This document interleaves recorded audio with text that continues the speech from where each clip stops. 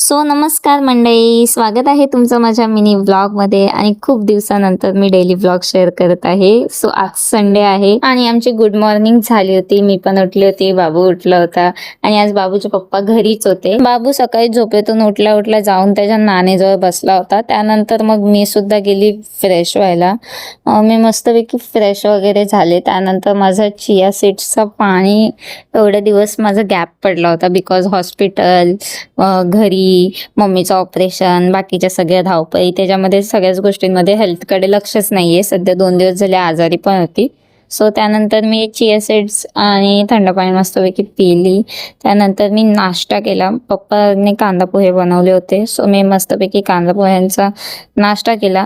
त्यानंतर बाबूचे पप्पा आले आणि आम्ही दोघंही गेलो मार्केटमध्ये मच्छी घ्यायला. आज आमची मच्छी खायची इच्छा झाली होती सगळ्यांची. आम्ही मस्तपैकी मच्छी घ्यायला गेलो. बापूचा जो काही भाजीपाला असतो तो सगळा घ्यायला गेलो. मार्केटमधून आम्ही मस्तपैकी मच्छी घेतली.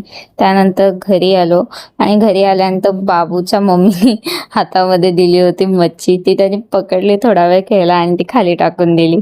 कमेंटमध्ये तुम्ही ओळखा ही मच्छी कोणती आहे. ओके.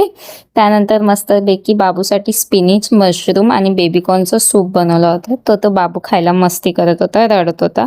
आणि आमच्यासाठी बनवले होते तेलप्पे, ते फ्राय केले होते. इथे मी फ्रायचा बॅटर बनवून ठेवला होता आणि एकीकडे मी रस्सा पण बनवत होती. इकडे मच्छीच्या डोक्यांचा रस्सा बनवला होता आणि एकीकडे फ्राय पण बनवले होते. आज आम्हाला जेवण करायला खूप उशीर झाला होता बिकॉज संडे असतो.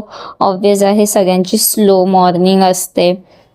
त्यामुळे आमचं पण तसंच सगळं काही ते चालू होतं. एकीकडे फ्राय होत होता, एकीकडे भाजी होत होती. तसंच लगेच मी चपात्या सुद्धा टाकून घेतल्या आणि एकीकडे भात सुद्धा घालून घेतला.